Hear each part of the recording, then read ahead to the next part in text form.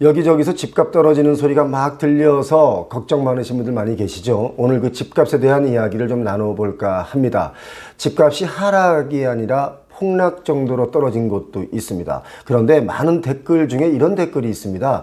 폭락이 아니라 하락이 아니라 정상화돼 가고 있는 것이다 라는 글을 남겨주신 분들이 상당히 많은데, 사실 지금 21년, 20년, 19년 이럴 때 집을 사신 분들은 좀 걱정이 됩니다. 그런데 14년, 15년, 16년 이렇게 좀 먼저 집을 매수하신 분들은 거기까지는 집값이 떨어지지는 않을 것이다 라는 얘기들을 많이 하는데, 자, 사실 이 집값 얼마큼 떨어질지, 경기가 얼마나 얼어붙을지, 매수 심리는 언제까지 이렇게 꽁꽁 얼어붙을지 가늠할 수가 없습니다. 오늘 그 이야기를 제가 해드릴 텐데요. 그 이야기 들어가기 전에 우리 시온님께서 이런 댓글을 남겨주셨습니다. 아니, 조회수는 10만이 넘었는데 구독자는 왜 늘지 않는가? 내용만 듣고 구독을 누르지 않고 그냥 나가는 것은 매너가 없는 행동이다 라고 말이죠. 예, 저 이 말에 동의합니다. 여러분 구독 버튼 꼭 눌러주시면 고맙겠습니다. 앞으로 함께 하기로 하고요. 자, 오늘 영상 보실 준비가 됐다면 저는 준비됐습니다. 그럼 출발해 볼까요? 출발합니다.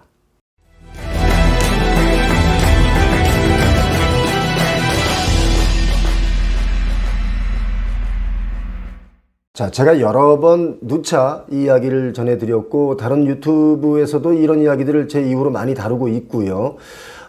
대구, 대전, 동탄, 안양, 평촌, 인천, 송도, 김포, 안양, 남양주, 그리고 서울, 강북, 송파, 도봉, 관악 순서대로 지금 낙폭이 점점 커지고 있습니다.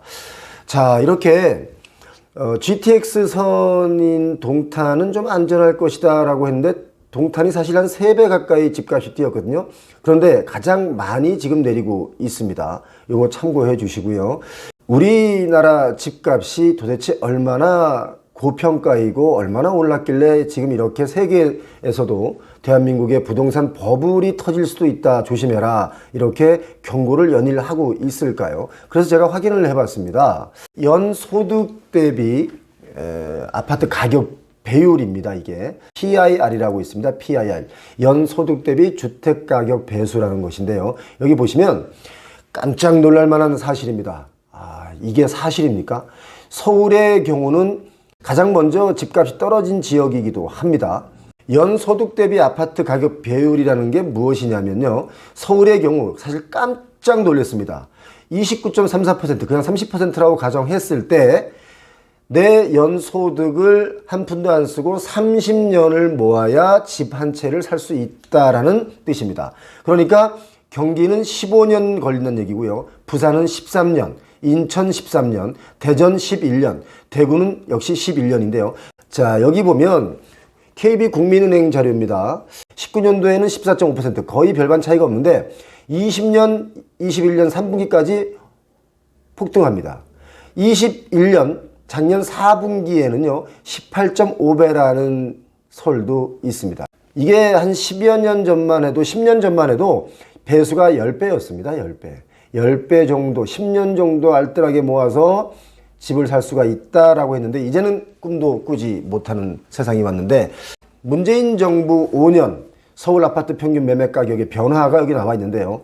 문재인 정부에서 사실 부동산을 안정화시키겠다고 해서 여러 가지 정책, 28번인가요? 정책을 계속 내놓으면서 집값을 잡으려고 애를 썼고, 세금도 계속 올렸죠. 그럼에도 불구하고 서울 전체를 보면 6억 4천만 원이던 평균 집값이 12억 9천만 원으로 뛰었습니다. 2배가 뛴 거예요. 강남구가 핫하죠. 강남구를 보면 평균 집값이 13억 1천만 원이었는데 이게 26억으로 역시 2배가 뛰었습니다. 자, 그렇다면 이렇게 집값이 폭등했는데 지금 폭락 분위기로 바뀌어가고 있습니다. 왜일까요? 결정적 이유 3가지가 있습니다. 먼저 주가 하락이라는 것이 있는데요. 주가는 사실 부동산 가격과 연동됩니다. 주가가 많이 오르면 부동산 가격도 많이 오릅니다. 그러나 주가가 내려간다면 부동산 역시 내려가겠죠. 이 주가 하락은 지금 미국 기준금리 상승과도 맞물려 있습니다. 그러니까 주식을 해서 벌어들이는 이익보다 돈 가진 사람들은 오히려 은행에 넣어놓는 금리가 더 비쌀 수 있습니다. 그게 더 이익일 수 있습니다. 코인 마찬가지로 비트코인 연일 하락하고 있습니다. 왜 그렇다고 생각하세요? 비트코인 역시 금리를 벗어날 수 없습니다. 뭐 비트코인이 세계적인 기축 통화로 결정됐다, 뭐 이런 아주 특별한 호재가 아닌 이상 이 금리를 이길 수 있는 것은 저는 없다고 봅니다. 이 주식의 특성 중에 하나가 기업의 실적이 좋으면 내려갑니다. 주가는. 그거 아세요? 기업의 실적이 나쁘다 했을 때 그때부터는 또 주가가 올라갑니다. 왜 그런가 하면 선반영된다는 겁니다. 선반영.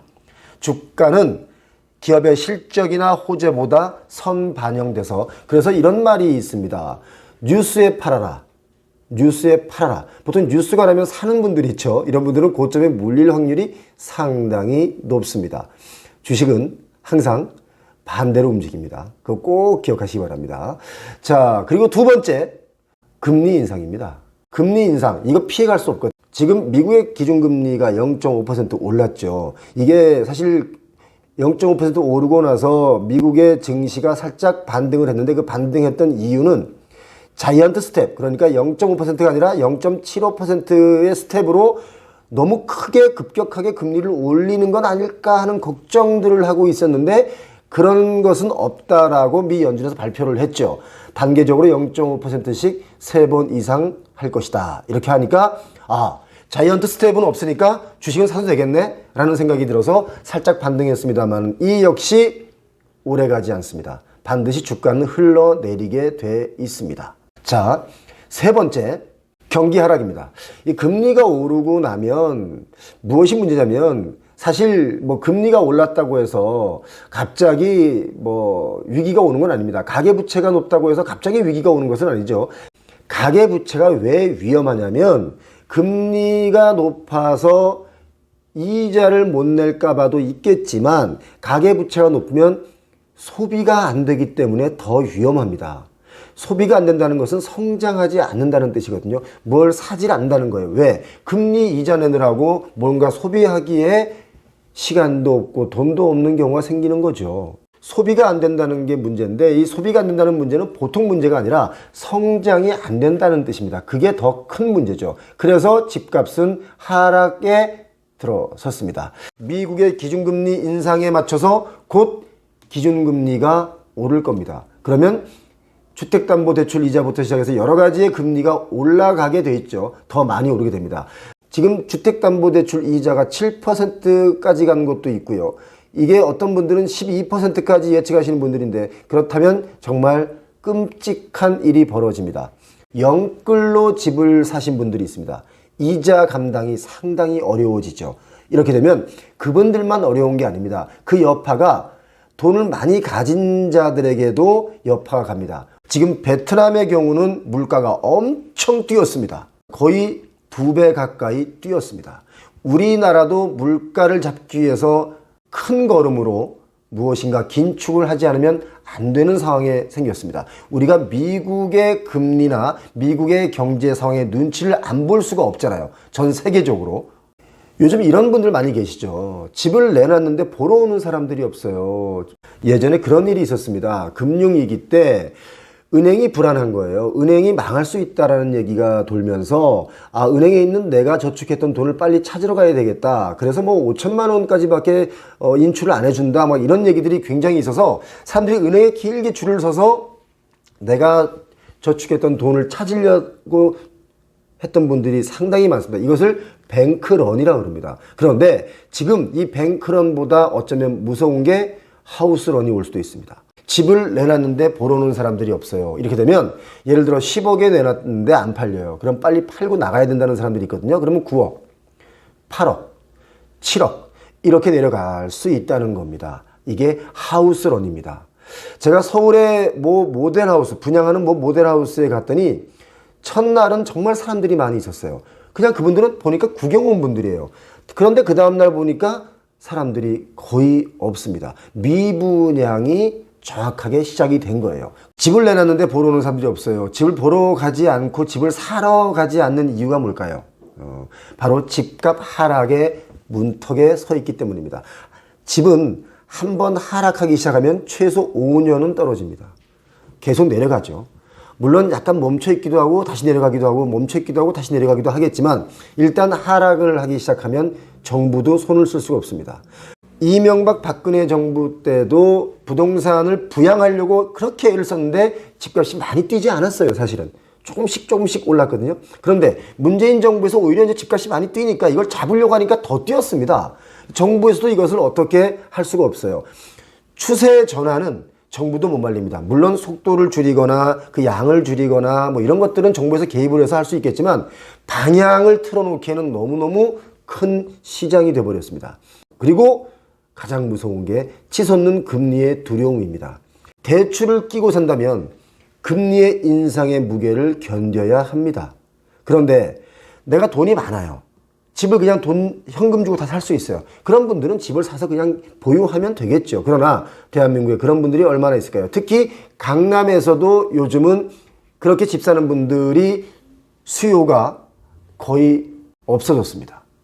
공급이 너무 많아서 그 공급들에 대한 집들을 사다 보니 이젠 더 살 여력은 없습니다. 이 와중에도 집을 거래하는 분들이 있죠. 내가 꼭 필요에 의해서 사고자 하는 분들은 사고 또 내가 필요에 의해서 팔고자 하는 분들은 팔게 되는 거죠. 뭐 이게 사실 시기가 그렇게 특별히 있지는 않습니다. 다만 집값이 떨어지는 시기다라는 것을 말씀드리는 겁니다. 엄동설원에도 꽃은 핍니다. 전쟁 중에도 사랑은 합니다. 제 아무리 바쁜 사람도 개인적인 시간 내서 연애를 하듯이 아무리 집값이 떨어지고 아무리 집값이 올라간다 한들 집을 소유하고자 하는 사람들은 소유합니다. 예. 그런데 요즘 이런 일들이 벌어지고 있습니다. 강남의 하이엔드 오피스텔 생숙, 사실 이게 한때는 인기가 상당히 좋았습니다.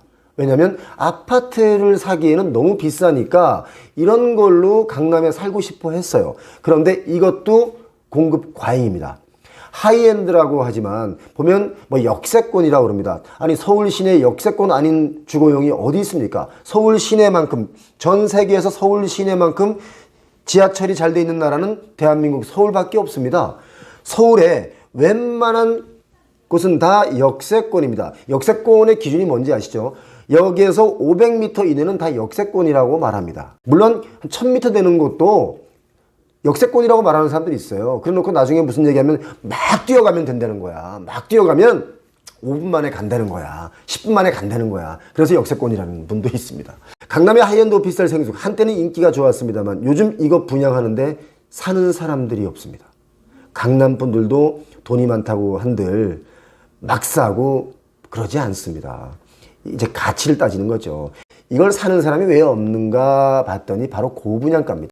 근데 비싸게 분양할 수밖에 없는 게 땅값이 비싸요. 그런데 그 땅값이라고 이 부동산 한파를 견딜 수 있을까요? 저는 땅값도 조정을 받는다고 생각하는 사람 중에 한 사람입니다. 자, 두 번째, 이렇게 하이엔드 오피스텔 생숙, 이게 예전엔 투자 가치가 있다고 생각해서 분양도 했고 분양도 받았어요. 그런데 지금 공급 과잉에 금리에 또 여러 가지 막 여기저기 생기다 보니까 미래 투자 가치가 없습니다. 그리고 세 번째, 그 돈이면 강남의 구축 아파트를 사겠다. 굳이 한강변이 아닌 곳은 강남도 싼 아파트들이 있습니다. 하이엔드 오피스텔보다 싼 아파트가 굉장히 많습니다. 사람들은 이제 거기로 눈을 돌리는 거예요. 하이엔드 오피스텔 분양받거나 사지 않습니다.